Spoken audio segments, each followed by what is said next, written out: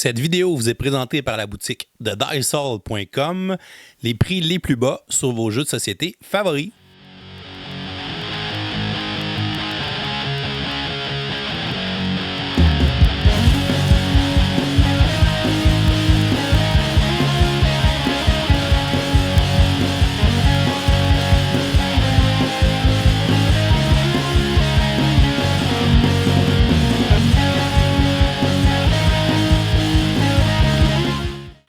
Bonjour chers amis joueurs, ici LP et bienvenue à un nouvel épisode de Kickstarter 101 or Not. Aujourd'hui, je vous présente finalement un jeu de cartes duquel je parle quand même assez souvent, qui s'appelle Horror Arkham, le jeu de cartes. C'est un LCG, un Living Card Game.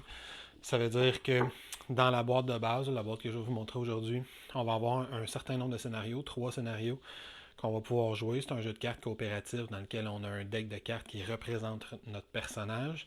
Et une fois qu'on passe à travers ces 3 scénarios-là, si on le souhaite, il y a un trillion d'extensions qui existent. On peut aller chercher des nouveaux scénarios, des nouvelles campagnes, etc., etc. Ça, je reviendrai plus en détail là-dessus à la fin de vidéo.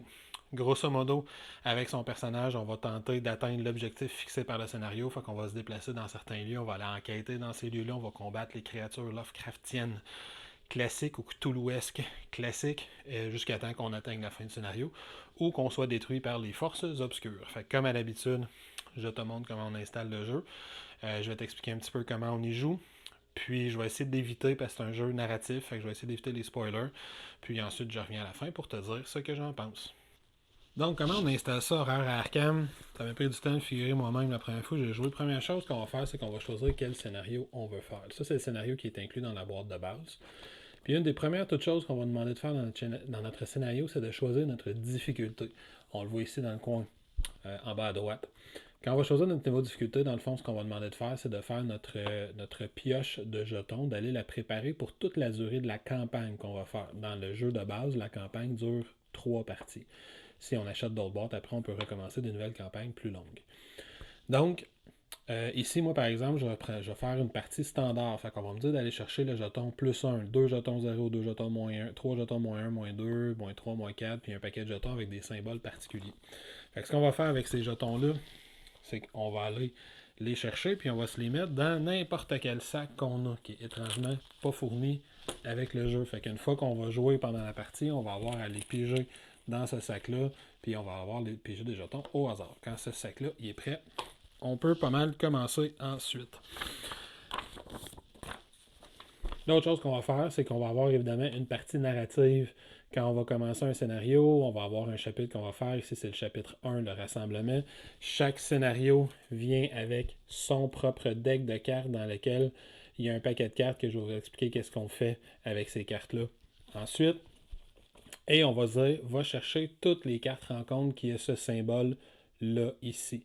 Quand je parle de ce symbole-là ici, c'est des symboles qu'on va retrouver dans le milieu de la carte. Fait que, par exemple, si je prends l'espèce de petit triangle qui est juste ici, ben on va le retrouver sur mes cartes rencontres dans le plein centre de la carte, le symbole que le triangle. Fait que j'ai déjà mis sur le côté ici toutes les cartes qui ont ce symbole-là. Fait qu'on va tout simplement tout aller les chercher puis les mettre de côté pour se préparer pour notre partie. Ensuite, on va avoir différentes étapes à suivre. Par exemple, dans ce scénario-là, on me dit il y a 2 cartes que je veux que tu ailles mettre de côté. On va mettre les 2 cartes de côté.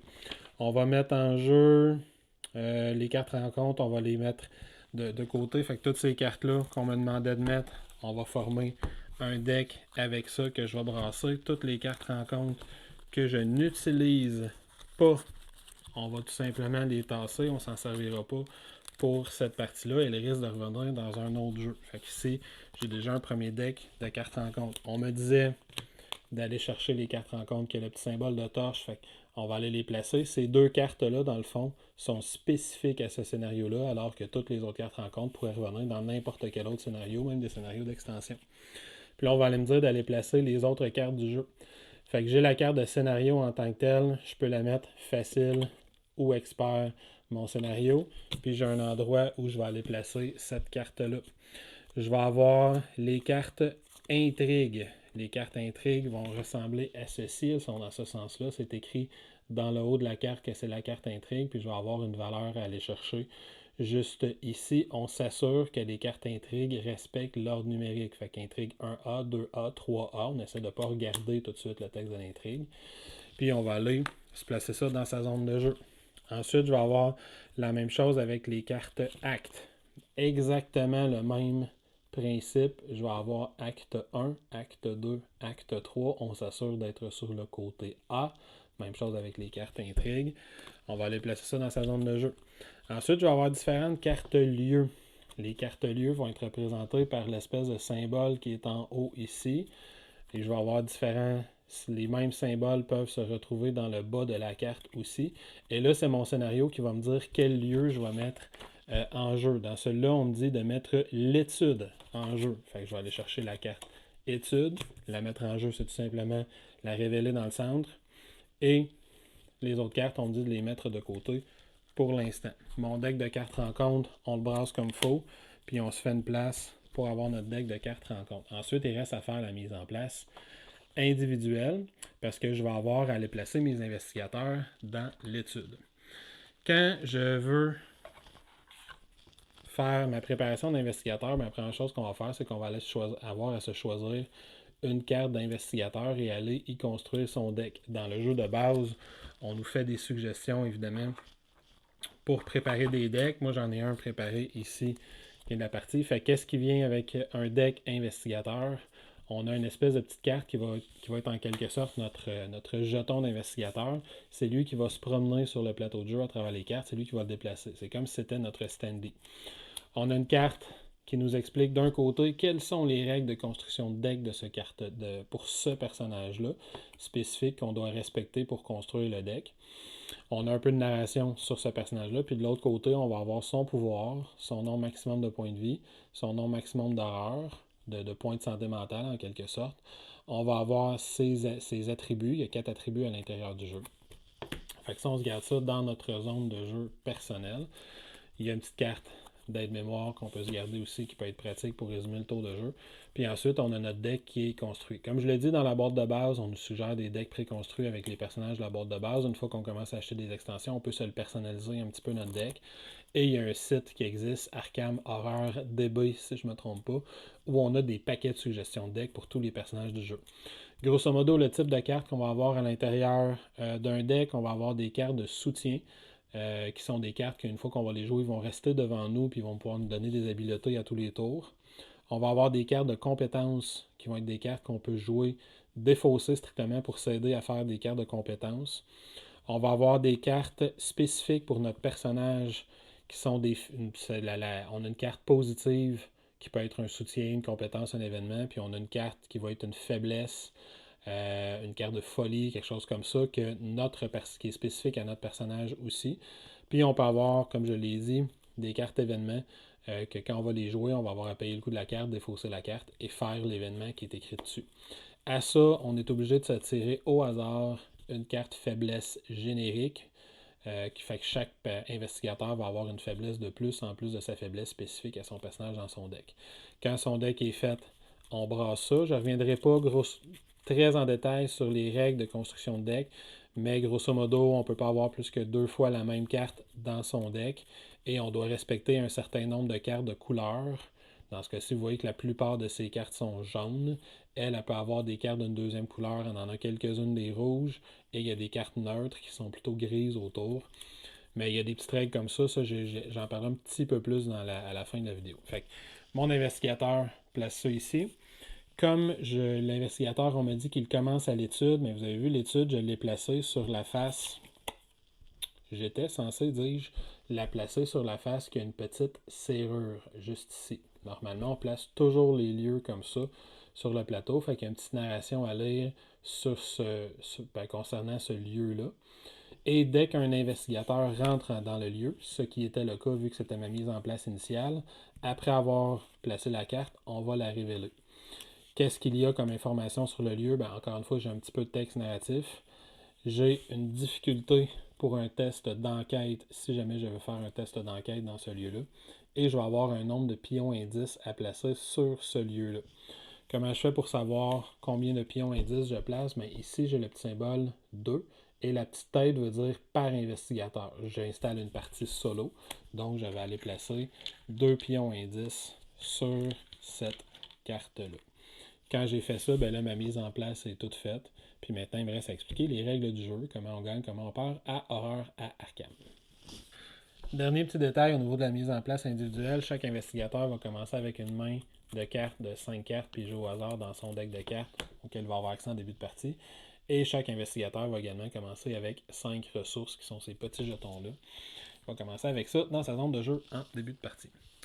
Donc, première étape, comment on gagne, comment on perd à Horreur Arkham, ben, ça dépend de la progression de 2 paquets de cartes, qui sont le paquet de cartes Intrigue et le paquet de cartes Acte. Le paquet de cartes Intrigue et Acte, tous les deux, on va aller lire la partie narrative qui est sur le dessus du paquet de cartes, sur la première carte en début de partie. On se rappelle qu'on s'est assuré de classer les cartes dans l'ordre numérique 1, 2, 3, puis qu'on s'est assuré de commencer sur la face A sur chacune des cartes. Le paquet de cartes Intrigue représente le plan maléfique, machiavélique qui est fomenté par les forces du mal à l'intérieur de la partie. Fait qu'au fur et à mesure que ce paquet de cartes-là va progresser, on va se rapprocher de ce qui est habituellement une défaite.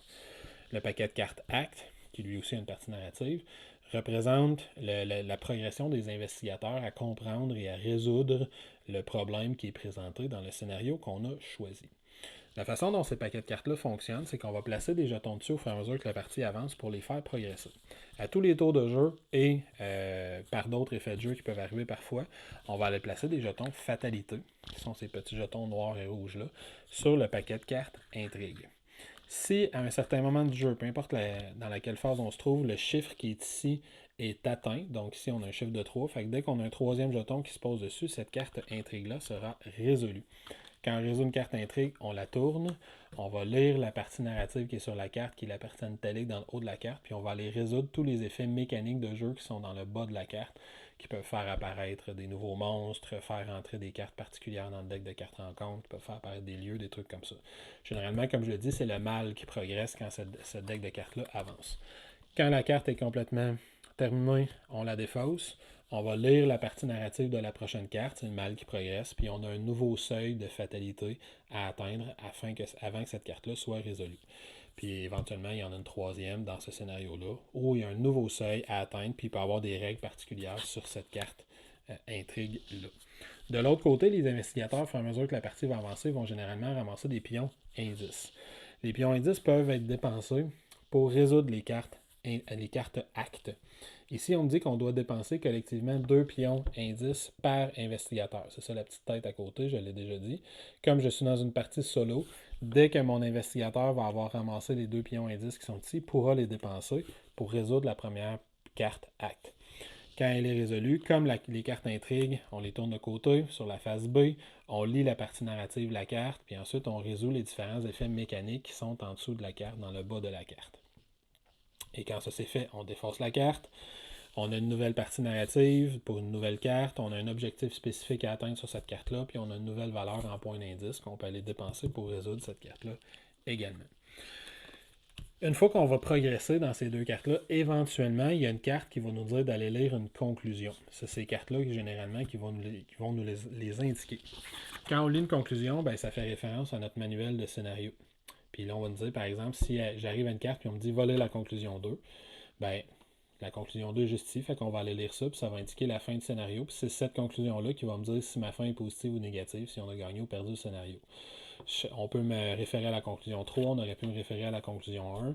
Et si tous les investigateurs sont éliminés du jeu, ou si à la fin de la partie, aucune des conclusions n'a été atteinte, il y a toujours un paragraphe si aucune des autres conclusions n'a été atteinte ou si les investigateurs ont été vaincus, on va aller lire ça à la place.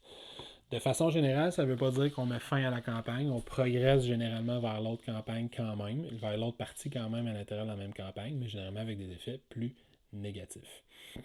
Donc, ça se résume un peu à ça, comment on va gagner, on va perdre. C'est vraiment notre guide de campagne qui va nous le dire selon qu'est-ce qu'on a atteint.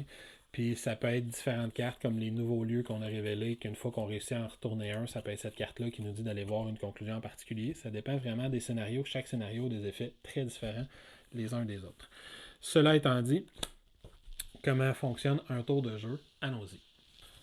Chaque investigateur va devoir fournir une petite aide de jeu, comme ça ici, qui d'un côté a les différentes phases de la tour de jeu, de l'autre côté un résumé des différentes actions qu'il peut entreprendre pendant sa phase à lui en tant que tel. Commençons par les phases du tour de jeu. Un tour de jeu se décompose toujours en quatre parties. Première partie, il va y avoir la phase de mythe. Deuxième partie, il va y avoir la phase des investigateurs, où tous les investigateurs vont jouer. S'il y en a plusieurs, ils vont tous jouer à ce moment-là. Ensuite, il va y avoir une phase d'ennemi, une phase d'entretien, puis on revient à la phase de mythe. Je précise tout de suite, c'est super important, dans le premier tour de jeu, on saute la phase de mythe. On ne le fait pas immédiatement. Pourquoi ils n'ont pas mis la phase de mythe en dernier à la place, je ne sais pas. Mais dans le premier tour de jeu, on saute la phase de mythe complètement. Cela étant dit, décomposons ces phases-là. Commençons. Phase de mythe. Qu'est-ce qu'on fait dans la phase de mythe? Première chose qu'on va faire, on va piger un jeton fatalité, puis on va aller le placer sur notre carte intrigue, tout simplement. Puis comme je l'ai déjà dit, si on atteint le seuil qui est indiqué ici, donc dans mon cas, si je place un troisième jeton fatalité, bien cette carte-là va être résolue. On défausse les jetons, on révèle la carte, puis on recommence la prochaine carte avec 0 fatalité dessus. Quand ça c'est fait, chaque investigateur va piger une carte du deck rencontre. Fait que si on jouait à 2 investigateurs, chaque investigateur en pigerait une. Comme je joue à un seul investigateur, j'ai juste un investigateur qui en pige une. Quels sont les types de cartes qu'on peut avoir? Bien, premièrement, il peut y avoir des monstres qui vont être pigés. Je reconnais que c'est un monstre qui est indiqué par la nuée de rat, puis il y a 3 valeurs statistiques dans le haut qui sont sa valeur de combat, ses points de vie, sa valeur d'évasion. Je reviendrai plus en détail dans quelques instants. Mais qu'est-ce que je fais quand on pige un monstre? Il peut se passer grosso modo 2 choses. Le monstre peut avoir une règle de génération. Ça va être écrit sur sa carte. Par exemple, je pourrais avoir en jeu le lieu salon et sur la carte, ça pourrait être écrit ce monstre-là se génère dans le salon ou ce monstre-là se génère dans le lieu le plus éloigné de l'investigateur ou il se génère dans un lieu qui est vide. Dans tous les exemples que je viens de donner, ça correspondrait au salon. C'est le lieu qui est le plus loin, c'est un lieu qui est vide, c'est un lieu qui n'est pas le lieu où l'investigateur se trouve. Fait qu'on générait tout simplement cette nuée de rat dans le salon. Dans ce cas-ci, il n'y a pas de règle de génération. Ça veut dire qu'il va se générer dans le lieu où se trouve l'investigateur et il va immédiatement l'engager, à moins de règles spéciales. Quand un monstre engage un investigateur, ce que ça veut dire, c'est qu'au lieu de le placer dans le lieu, on va aller le placer dans la zone de jeu personnelle de l'investigateur. De l'investigateur, dis-je. Ça veut dire que cette nuée de rat-là court après mon investigateur. Le deuxième type de carte qu'on aurait pu révéler avec mon deck de cartes rencontre, c'est des cartes traîtrises qui sont indiquées avec le mot traîtrise en plein milieu juste ici. Les cartes traîtrises ont toujours le mot-clé révélation, puis ont un effet qui s'applique immédiatement. On applique cet effet-là et on défausse la carte. Dans ce cas-ci, il y aurait eu un test d'évasion à faire, qui est le petit symbole avec les pieds d'une difficulté de 3, puis il y aurait une conséquence si le test est raté. Je vais revenir plus en détail sur les tests fonctionnent comment tout à l'heure. Fait que c'est grosso modo, c'est les 2 types de cartes qu'on va avoir, des cartes traîtrises ou des cartes monstres. Et certains scénarios peuvent amener d'autres types de cartes, mais là, ça va être spécifique à ces scénarios-là. Quand la phase de mythe est faite, bien, on rentre dans la phase d'investigation, d'investigateur.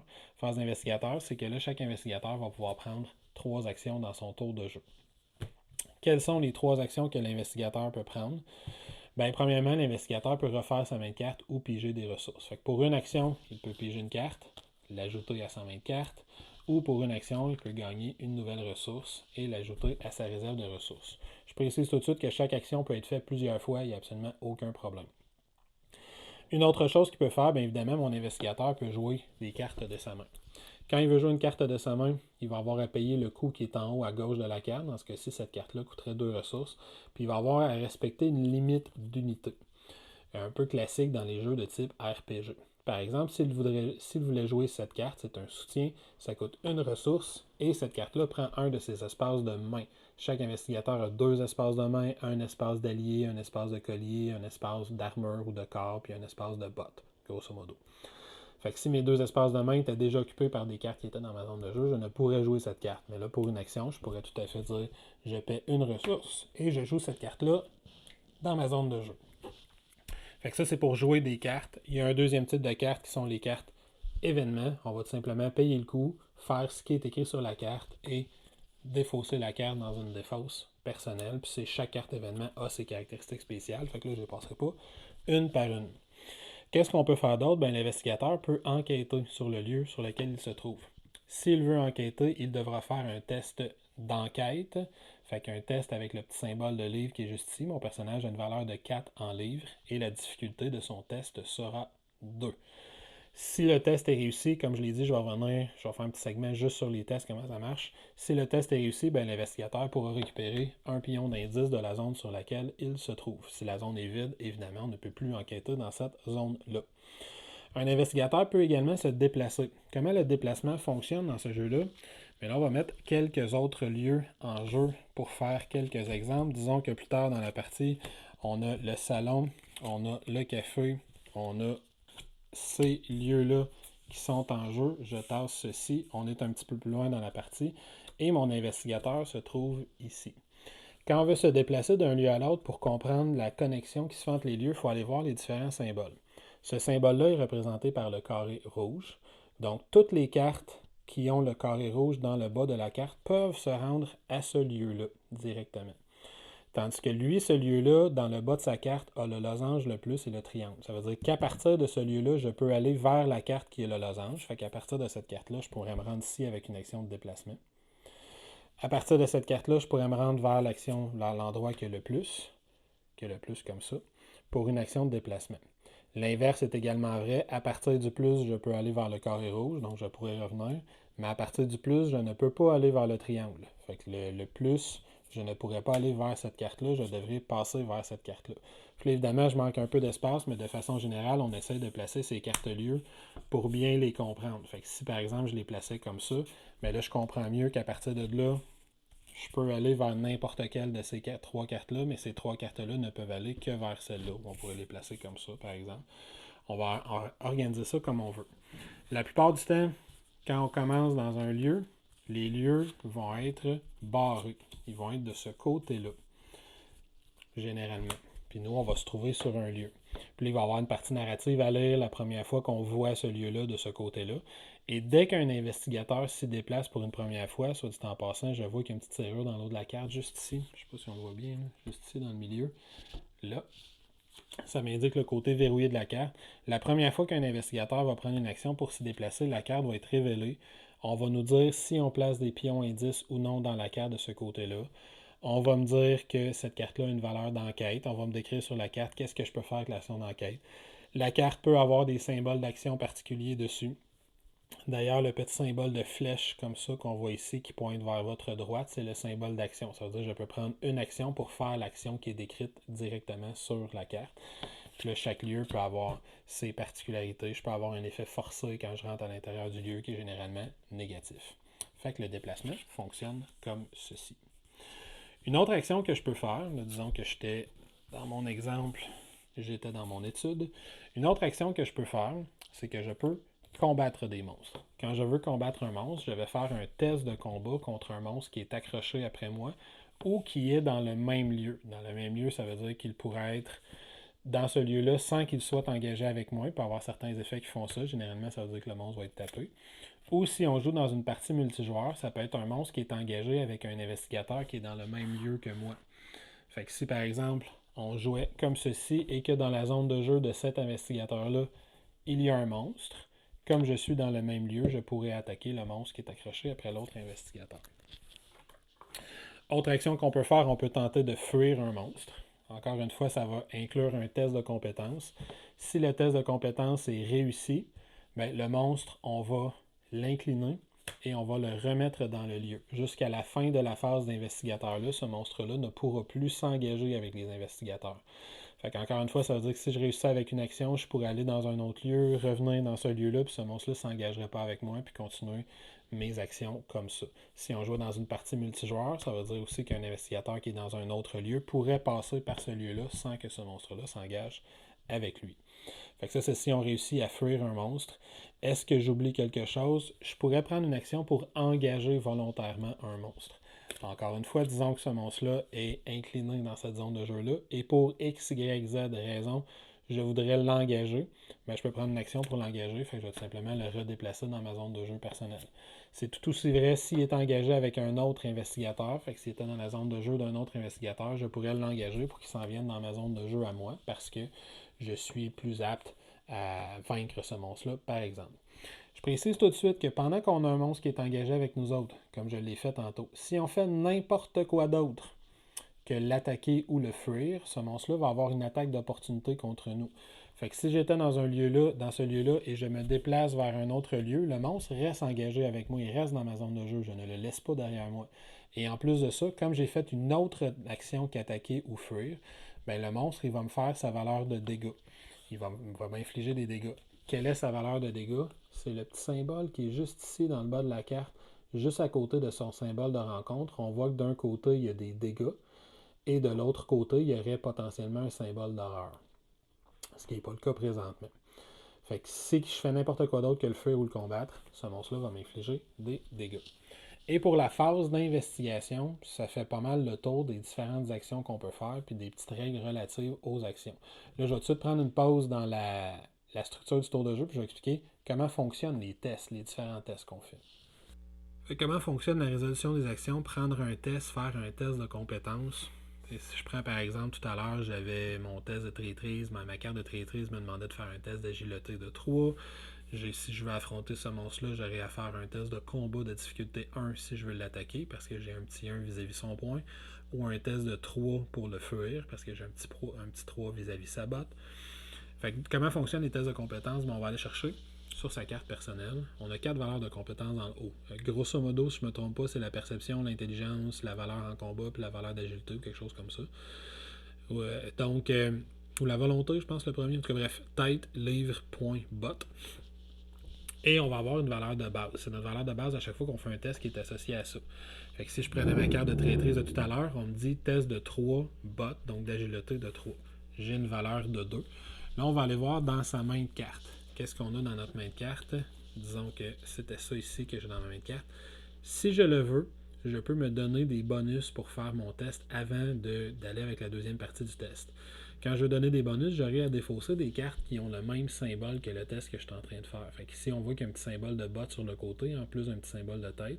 Fait que cette carte-là peut être défaussée sans payer le coût pour améliorer mon test de compétence. Fait que disons que je le fais, ben là, je suis rendu à une valeur de 3, 2 plus 1 à cause de ma carte, contre un test de 3.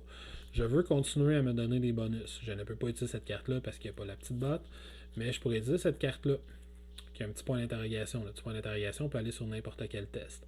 Je paye 6 encore, c'est super important. Quand on le défausse pour s'aider pour un test, on ne paye pas le coût. Fait que je pourrais défausser cette carte-là. Et là, j'aurai un test final de 4 contre une difficulté de 3 pour ma carte. Qu'est-ce qu'on fait ensuite dans l'étape suivante du test de compétence? On va aller dans le sac de jetons qu'on s'est préparé en début de partie. On va brasser ça comme il faut. On en pige un et on va modifier notre test par le jeton qu'on a pigé. Dans ce cas-ci, j'ai modifié de 2. Donc 4, valeur finale 4 moins 2. 2, la difficulté était de 3, mon test est raté. Le jeton retourne dans le sac. La carte va me dire qu'est-ce que je fais parce que mon test est raté. On me dit tu prends 1 point de dégâts pour chaque point qu'il te manquait dans ton test. J'ai donc pris 1 point de dégâts sur les 7 que je peux prendre et la carte est défaussée. Fait que ça, c'est pour un exemple de test. Un deuxième exemple de test. Disons que je vais attaquer le monstre qui est engagé avec moi. Le monstre a une difficulté au combat de 1. Parce qu'on voit ici le petit point est à 1, fait que sa difficulté au combat, c'est 1. J'ai une valeur au combat de 2. Qu'est-ce qui me reste dans ma main? J'ai un petit point ici. J'en ai pas ici. Disons que je défausse cette carte-là, juste pour être sûr. Je viens d'avoir un moins 2, je suis pas content. Fait que je défausse celle-là, ça me donne une valeur totale de 3 contre sa difficulté de 1. Je pige un jeton. Est-ce que j'aurai un meilleur résultat? Non. Je n'ai pas un meilleur résultat. Ce symbole-là, parmi d'autres symboles particuliers, a une signification particulière, ces symboles-là. Fait qu'on va prendre le temps de les expliquer. Il y a différents symboles qu'on peut obtenir dans le jeu. Il y a un crâne, un petit symbole de cultiste, il peut y avoir d'autres symboles. Pour savoir ce que ces symboles-là font, on va aller regarder cette carte-là qu'on a placée en début de partie. Cette carte-là me dit qu'est-ce que le crâne fait. Fait que si j'avais pigé là, ça va être cette carte-là qui va m'indiquer qu'est-ce que ça fait. Ça m'indique qu'est-ce que le cultiste fait, même chose. Puis ça m'indique qu'est-ce que ce jeton-là fait. Fait que ces jetons-là vont avoir une signification différente selon le scénario qu'on est en train de faire. Toujours négatif, mais quand même différent d'un scénario à l'autre.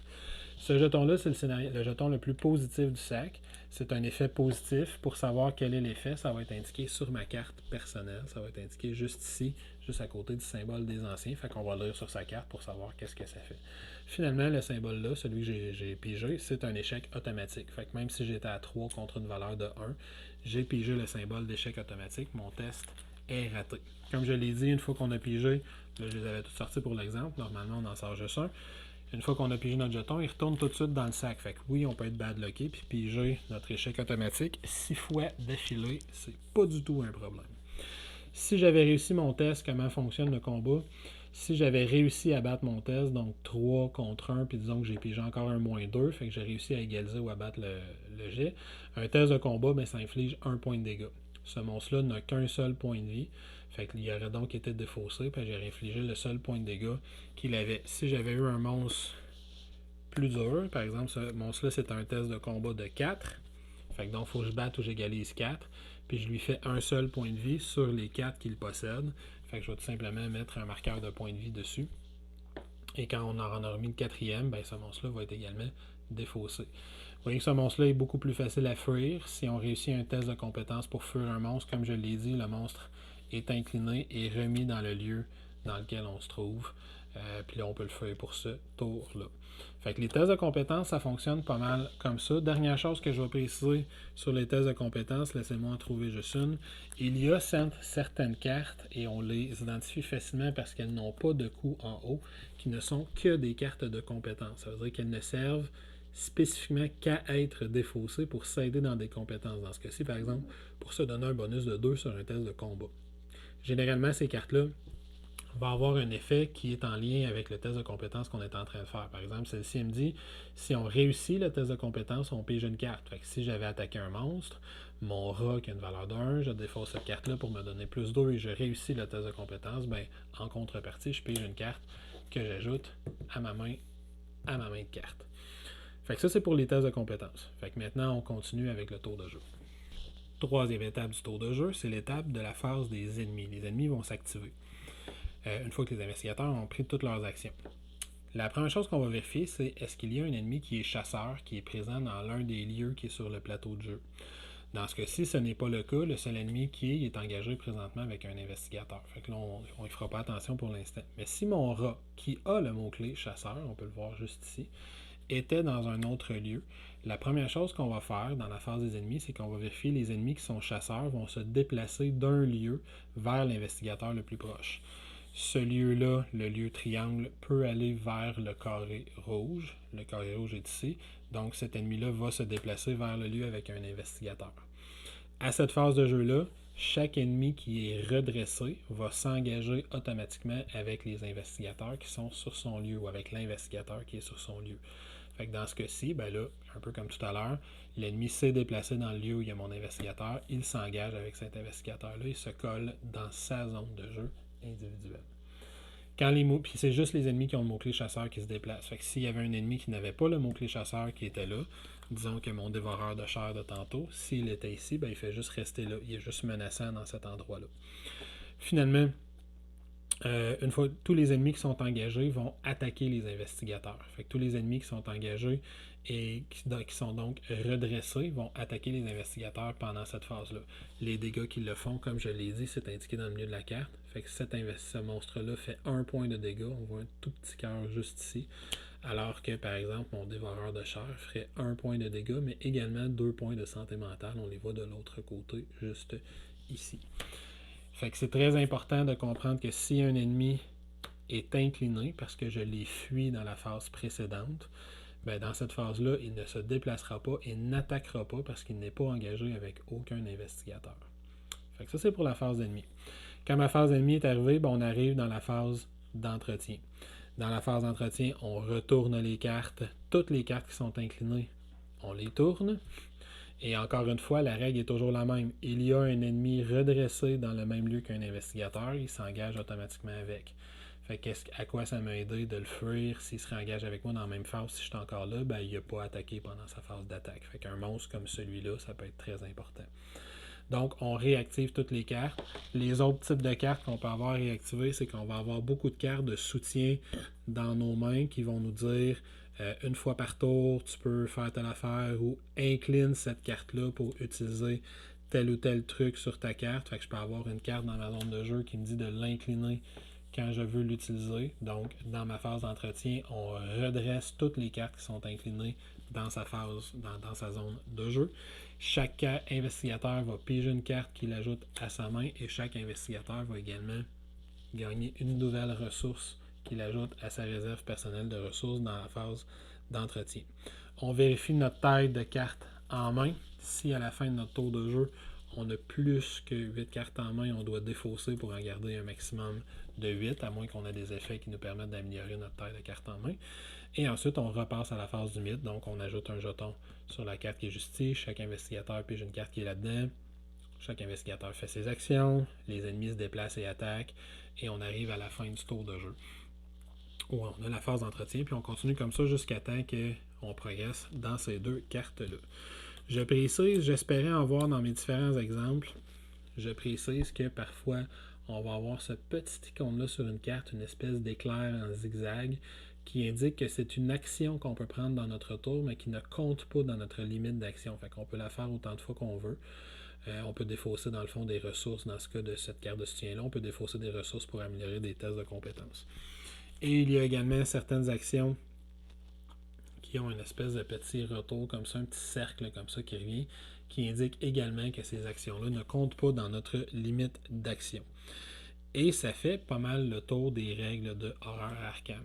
Fait qu'on va se déplacer de lieu en lieu, on va explorer des nouveaux lieux, révélant qu'est-ce qu'il y a à l'intérieur de ce lieu-là, prenant des actions, combattant les monstres qui sont sur le lieu, et tentant de cumuler des indices pour les placer sur les cartes qui sont ici, et tenter de comprendre qu'est-ce qui se passe et de trouver un moyen de régler le problème qui est présenté par le scénario. Parallèlement à ça, les forces du mal vont avancer leur complot. Il y a des monstres qui vont apparaître, des traîtrises qui vont nous tomber sur la tête, puis on va avoir à générer tout ça.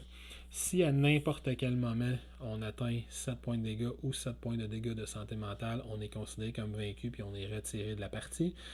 Et donc, dans un scénario solo, évidemment, la partie va être considérée comme étant perdue. On va aller lire la conclusion si aucune conclusion n'a été atteinte. Sinon, on continue jusqu'à temps qu'on trouve une carte qui nous dise d'aller lire une conclusion. Et ce sont les règles de Horreur à Arkham. Donc voilà, c'est terminé pour Horreur Arkham. Il y a des petites précisions supplémentaires avec certains effets de cartes, la façon dont ils vont faire combo ensemble, mais là, il faut vraiment jouer au jeu et le découvrir. Même chose sur les effets que les cartes intrigues, les cartes actes vont avoir sur le déroulement d'une partie. Il faut jouer pour découvrir le jeu, pour voir comment il fonctionne. Je précise, avant de commencer avec la critique, j'explique rapidement comment le mode campagne va fonctionner. Dans le mode campagne, il y a des petites choses qui s'ajoutent, pas qui se changent, mais qui s'ajoutent. Premièrement, notre sac de jetons, selon les actions qu'on va entreprendre d'une partie à l'autre, selon comment on va réussir une action, peut être modifié généralement pour le pire. Fait qu'on va rajouter des jetons à l'intérieur, il peut arriver des fois qu'on réussit à sauver quelqu'un, qu'on réussit à empêcher quelque chose, puis on va nous dire rajoute un 0 ou un +1 à l'intérieur du sac. Ce qui est très positif parce qu'à la base, mettons dans une partie standard, il y a 3 jetons sur 16, je pense, qui sont 0 ou mieux. Il y a 2 jetons à 0 puis un +1, tous les autres sont négatifs. Si il y a quelqu'un qui a été sacrifié et on n'a pas réussi à l'empêcher, ben ça se peut qu'on dise rajoute un jeton de crâne, rajoute un jeton avec la tête de Cthulhu, rajoute un -4 ou un -3 à l'intérieur du sac. Fait que les tests sont de plus en plus difficiles. Parallèlement à ça, pour compenser, on va pouvoir par contre aller s'acheter de nouvelles cartes selon les couleurs de deck qu'on a. Par exemple, ici j'ai les cartes mauves. À la fin de chacune des parties, il y a certaines des cartes qui vont avoir le mot-clé victoire dessus. Par exemple, si je regarde mon dévoreur de chair qui est ici, juste dans le milieu de la carte, dans le bas, on a le mot-clé victoire 1, spécifiquement pour mon dévoreur de chair. Toutes les cartes qu'on réussit à gagner qui ont le mot-clé victoire. Si c'est un monstre, on la gagne si on bat le monstre, si on le tue. Si c'est un lieu, on va gagner la carte si on vide complètement ce lieu-là de ses points d'indice. Ben, toutes ces cartes-là vont nous donner de l'expérience à la fin de la partie, puis d'une partie à l'autre, si on joue dans le mode campagne, on va pouvoir acheter des nouvelles cartes pour modifier, adapter, personnaliser, puis améliorer son deck. Si on a une carte qu'on ne veut plus utiliser, puis on veut tout simplement dire, moi j'aimerais mieux avoir cette carte-là dans mon deck plutôt que telle autre, tout en respectant toujours les limites de construction de son deck, ben ça coûte simplement 1 point d'expérience. Mais certaines cartes, je ne sais pas si on va bien le voir à la caméra, certaines cartes, dans le haut de la carte, vont avoir des petits points blancs à côté de leur coût de la carte. Ces cartes-là vont indiquer que je peux payer de l'expérience. Par exemple, cette carte-là aurait un coût de 4 d'expérience parce qu'il y a 4 petits points autour de sa carte pour la rajouter dans mon deck. Fait que ce sont généralement des cartes qui ne sont pas disponibles dans la construction de base du deck ou qui sont des versions améliorées de cartes qu'on possède déjà. Fait qu'on a toujours le même nombre de cartes dans son deck, mais on va les modifier puis on va les personnaliser. Puis ce qui est le fun, c'est que partie en partie, on va jouer avec son deck, fait qu'on va se rendre compte qu'une carte, on trouvait qu'elle était bien le fun sur papier, mais qu'on s'en sert jamais parce qu'elle coûte trop cher ou X, Y, Z. Fait que là, on va la modifier pour une autre qui nous a coûté de l'expérience et tout ça. Fait que le mode campagne va continuer comme ça. On va également avoir une espèce de petit carnet de campagne qu'on va photocopier puis qu'on va écrire des choses dessus. Puis dans le carnet de campagne, on va nous dire dans le note de campagne indiquer dans le carnet de campagne qu'un tel a été sacrifié, qu'un tel a été sauvé, que vous avez trouvé tel objet, que vous avez détruit tel autre objet. Ils vont nous dire de prendre des notes. Et régulièrement, pendant la campagne, avant de lire quelque chose, de révéler une nouvelle carte, on va nous dire, va voir dans ton carnet de campagne, est-ce que tu as écrit que LP a été sacrifié? Oui. Bon, ben lis telle affaire plutôt que telle affaire. Non. Bon, ben lis l'autre option. Fait que ça va modifier comment la campagne va se moduler. Puis à date, dans les campagnes que j'ai faites, il y a vraiment une différence à ce niveau-là. Fait que ça, c'est pour la campagne. Cela étant dit, est-ce que c'est un jeu que j'aime? Si tu suis un peu la jungle puis tu m'as déjà entendu en parler, c'est un jeu que j'aime beaucoup. C'est un jeu extrêmement solide. Je le préfère à 2 qu'en solo parce qu'il y a plus de stratégie, je trouve, dans la façon d'optimiser ses actions puis de se déployer sur le plateau, puis on passe un petit peu plus de cartes comme ça, puis on voit plusieurs decks se côtoyer plutôt qu'un seul. Fait que je le préfère en duo qu'en solo, mais malgré tout, c'est un excellent jeu. Sa plus grosse qualité, selon moi, c'est son aspect narratif. Parce que c'est un jeu de cartes, mais comme vous l'avez vu, c'est un jeu de cartes dans lequel on déploie des lieux. Fait qu'on se promène comme si on était sur un plateau de jeu. Là, moi, j'ai déployé le tapis de jeu, évidemment. Normalement, on joue sur une table. On n'a pas nécessairement ce tapis-là. Il faut l'acheter à part. Mais donc, on a des lieux puis on se promène à travers ces lieux-là. Quand on arrive dans un nouveau lieu, on le révèle. On a un petit peu de narration. Toutes les cartes du jeu ont de la narration. Fait qu'on a vraiment un aspect très, très immersif à l'intérieur de l'histoire. Le plus gros défaut qui revient à ça, c'est que il y a plus de la moitié du plaisir de jeu qui est évacué la deuxième fois qu'on joue le même scénario. Parce que là, on va avoir du fun à explorer un deck différent ou à jouer avec un autre personnage, mais tout ce qui est surprenant au niveau de l'intrigue, on va l'avoir déjà vu. C'est le même type de système de jeu que les jeux comme Marvel Champions ou le jeu de cartes Lord of the Rings, le LCG aussi. C'est relativement le même type. Fait que, on reconnaît les particularités. Par exemple, pour ceux qui ont joué à Marvel Champions, un ennemi qui est révélé, il se colle sur moi, il va m'attaquer juste moi. Le méchant qui fait avancer son deck intrigue, la même chose avec les jetons Manigance, je pense, dans Marvel Champion. C'est le même principe, il y a des grosses différences, mais c'est relativement le même principe. La rejouabilité est un petit peu moins bonne dans celui-là. Encore là, il y en a qui aiment beaucoup jouer les mêmes scénarios de base, mais en changeant les personnages. C'est juste que on a, comme je dis, l'aspect de découvrir l'histoire qui est plus là la deuxième fois qu'on joue. Mais, mis à part ça, la mécanique de base du jeu est extrêmement simple.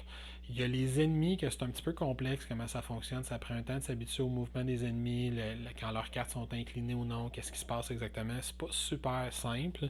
Puis le livre de règles n'est pas super bon non plus. FFG, pourtant, c'est une grande compagnie. Je comprends pas comment ça qu'ils sont pas encore capables de faire des livres de règles clairs. Celui-là, il est pas super bon. Ça prend une couple de parties s'habituer. Ça prend une couple de parties s'habituer au rythme de la partie. Mais une fois que c'est fait, les parties sont pas longues.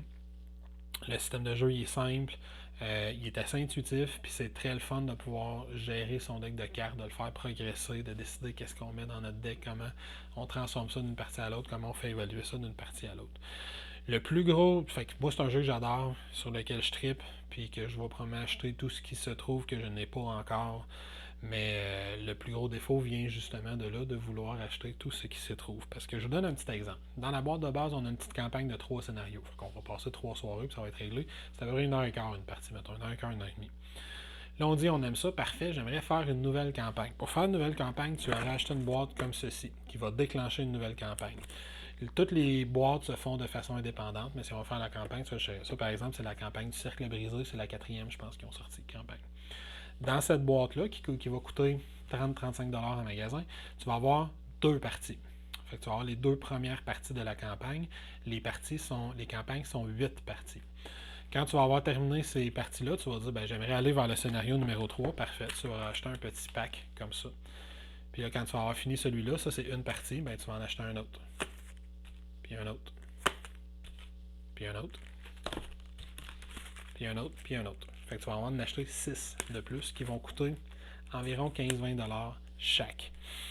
Fait que si tu veux t'acheter une campagne complète, tu vas avoir acheté une grosse boîte comme celle que je viens de montrer du cercle brisé, et tu vas avoir à acheter 6 petits packs comme ça pour compléter ta grosse boîte. Je vais essayer de ne pas rien échapper.